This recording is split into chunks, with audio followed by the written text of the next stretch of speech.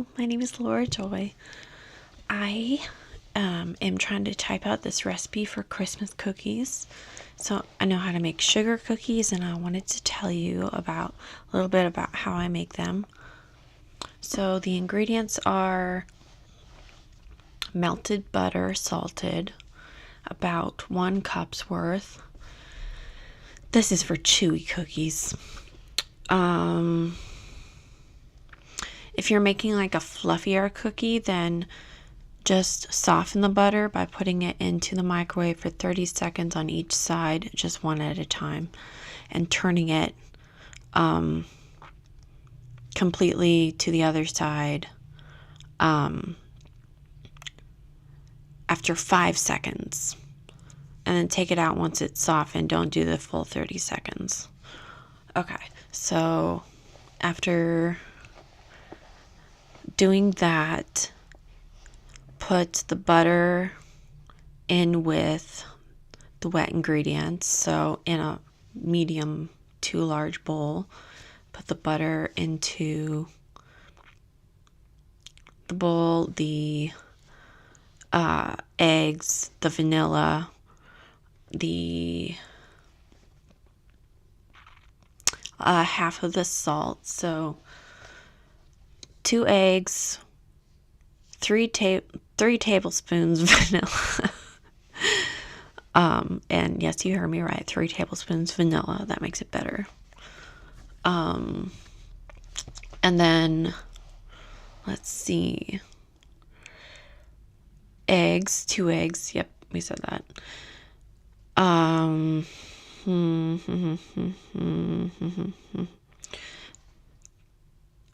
So put the sugar in, brown sugar and white sugar, so 1 cup of each.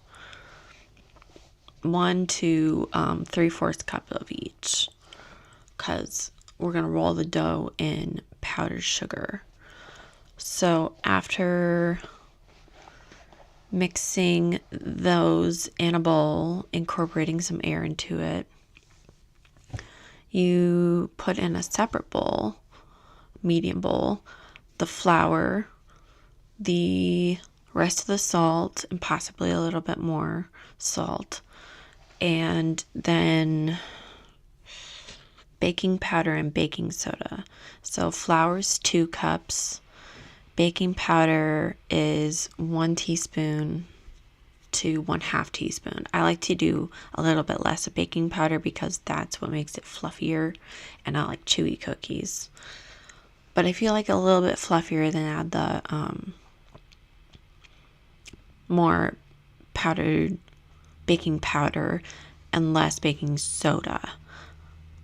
So baking soda would be about 1/2 teaspoon to 1 teaspoon. So if you're doing 1/2 teaspoon baking powder, then do 1 teaspoon baking soda. If you're doing 1 teaspoon baking powder, then do 1/2 teaspoon baking soda. Okay, that was a mouthful. So after that, add we said salt, we said flour, we said baking powder, baking soda. So mix that with a whisk. Possibly add a little bit of cinnamon or like a spice that you like. That could be your secret ingredient, like cloves or mace or allspice, or some sort of sweet, savory spice. Vanilla is a spice as well, so that's why we add it. So mix the dry ingredients with a whisk, then add that to the wet mixture, like 1/2 cup at a time, 1/2 measuring cup at a time, and then mix it completely, and then add some more and mix it completely. And if you're adding like toasted nuts, like add them after, like fold them into the mixture after you're done mixing all the dry ingredients. Or you could put it in the flour and then put it into the mixture, and that kind of coats the nuts with like a little bit of flour. So I'm not sure if that's a good thing or not, but that's one thing that it does. So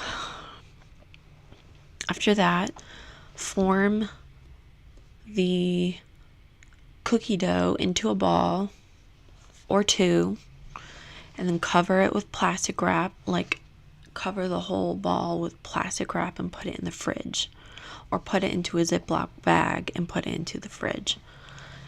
And then refrigerate for 2 hours. If you're freezing it for like 3 days later, then do that, but then thaw it out in the fridge for at least overnight.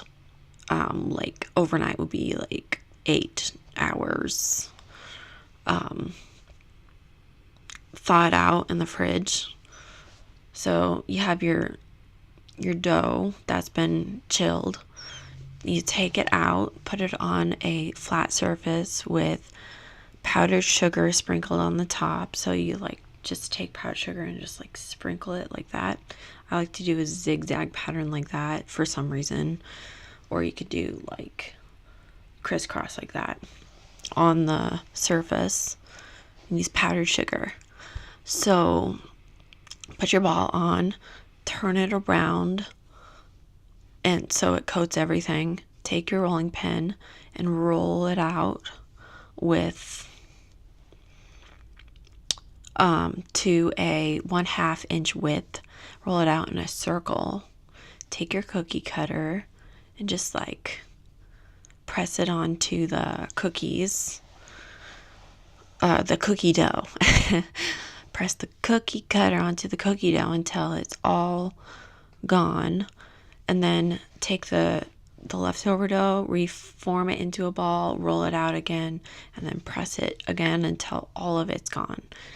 For the last cookie, you might need to like press it into the mold so that it's making the shape, but press it with your thumb. So after that, put about 6 to 12 cookies on a cookie sheet covered in parchment paper. So to make the parchment paper stick, you can spray it with some like cookie spray and then put the parchment paper on so that it sticks, or you could just put the parchment paper on. Make sure that there's not like little corners left around the cookie sheet because that could catch fire. So just like cut those off with some scissors. And it doesn't have to go up the sides. It can just be flat on the cookie sheet. So do that. So 6 for large cookies, 9 for medium cookies, and 12 for small cookies. So after that, put into a preheated oven. So you preheated it as you take the dough out of the fridge. Preheat it before you take the dough out, or start doing it before you take the dough out. Take the dough out, roll it out, do all that, and then it should be preheated by the time you're ready. So put it at 350 to 350 is a good temperature. I wouldn't do it any more than that because it's not bread. It doesn't have to activate the gluten. So just put it into the oven at 350 and adjust the sheet racks, the racks in the oven, so that it's not too close to the top or too close to the bottom. Kind of have it in the middle. And make sure there's enough space for it to rise just a little bit. So, and for you to take it out of the oven. And use hot pads when taking it out. Okay, so you take the cookies out, put it onto your stovetop, not onto the counter, onto the stovetop, because it could burn the counter. So if you do have to put it onto the counter, put a hot pad down first and then put it on. Or put it onto cookie sheets and let it cool for 2 minutes.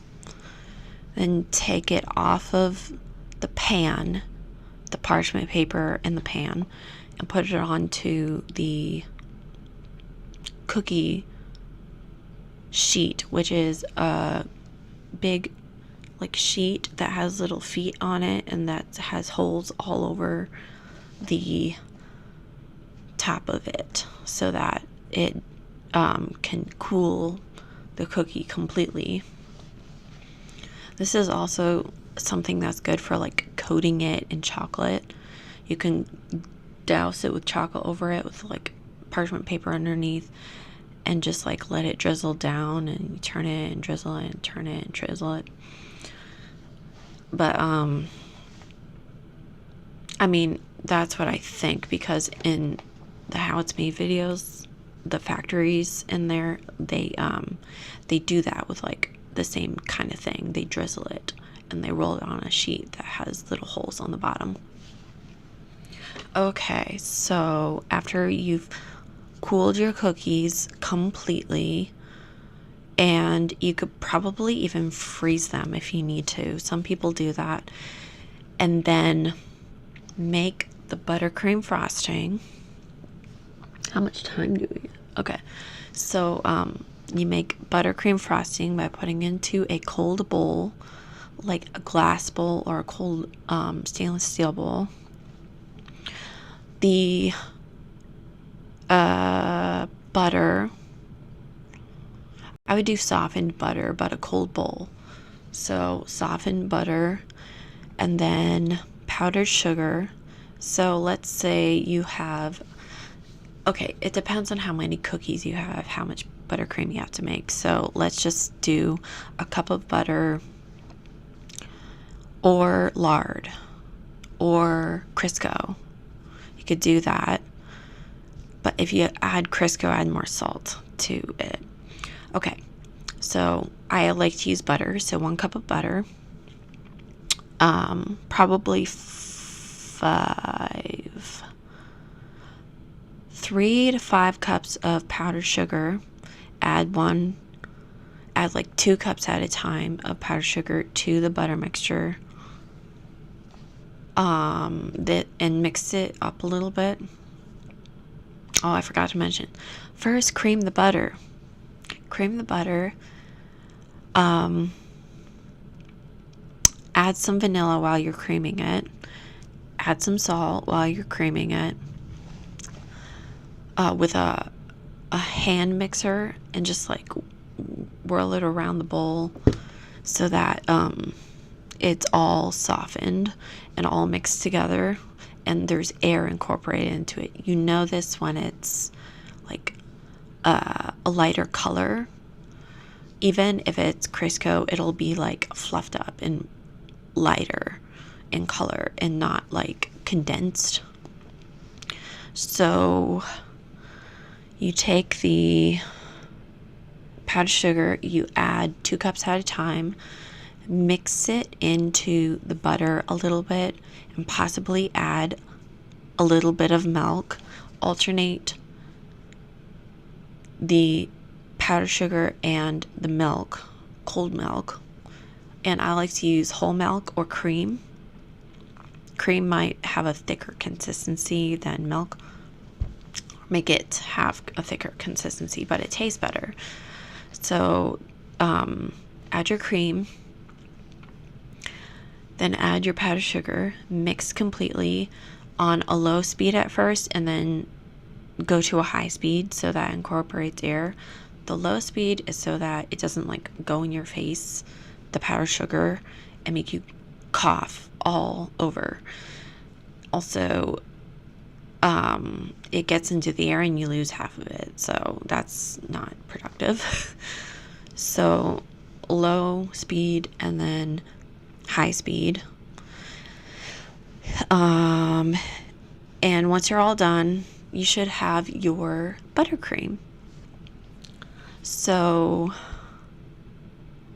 you can add food coloring to it take out what you want for the food coloring, put it into a separate bowl, mix it with the food coloring, and possibly do several colors. Like you have to know a little bit of color theory to get certain colors. Like purple, it would be blue and red.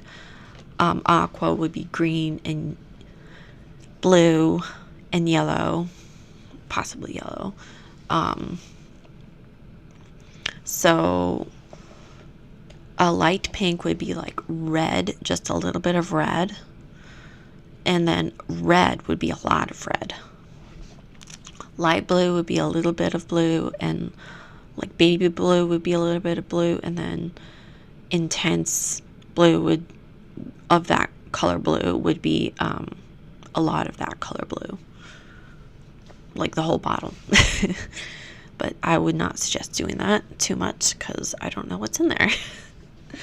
So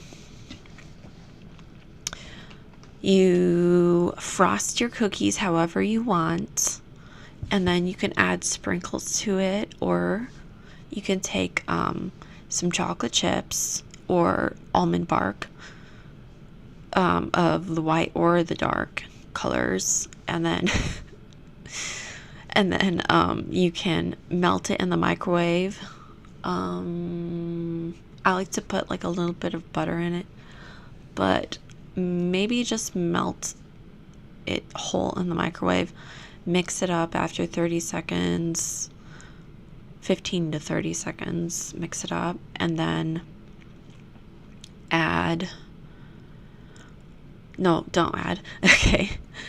After it's melted, pour it on the cookies however you want. Like you can drizzle it back and forth, or you can cover the whole thing, or you could dip part of it into it. Or you could do two different ones, dip part of it, let it cool in the fridge or maybe on the counter, then dip the other part of it. Now with chocolate, you have to be careful of it like marbling when it's in the fridge. Like if it does it at the wrong pace or temperature or humidity, it can marble and it's not right. So you have to, tempering chocolate is a big subject in cooking. It's really not that easy, but it's possible. So chocolate, when it's tempered, is like it makes a certain pattern. That's like the molecules make a certain pattern that isn't there before it's tempered. Now, tempering chocolate, you can put it on a double boiler, put the chocolate into the top of the double boiler, put water into the bottom of the double boiler, put the thing with the chocolate on it, heat it up, heat the water up, put it on, and then stir it, and then you cook it for a certain amount of time and make sure not to burn it, and then you take it off and then you cool it. And I don't know if you should cool it on the counter or the fridge. I have to look that up, but one of those is better. You cool it and then it makes that pattern. I think it like the pattern is like straight across, straight across, straight across, or it's like crisscross somehow, but it like aligns a certain way. Anyway, after you frosted and sprinkled your cookies, they are ready to enjoy. Plate them however you'd like, or just eat them on like a napkin. Like put it on a napkin and serve it to people. Make sure to wear gloves during this whole time. Wash your hands before you start and wear gloves. Put your hair up, preferably in a hairnet, and at least into a bun at the back of your head. Like, do that and tie it around. Don't have hair hanging out and stuff. Don't touch your hair. Don't touch your mouth. Don't touch your nose. Don't touch your eyes. Don't touch your face at all. Just wash your hands, put gloves on, and then do this project. So that is how I make Christmas cookies. And I hope you've learned something about the way you make Christmas cookies, I mean, everyone's got their own versions of how they make things. You don't have to follow this exactly. And it's good to improvise when you don't have something. So do it to your liking. Anyway, I think that's all I have for this video. You take care. Merry Christmas.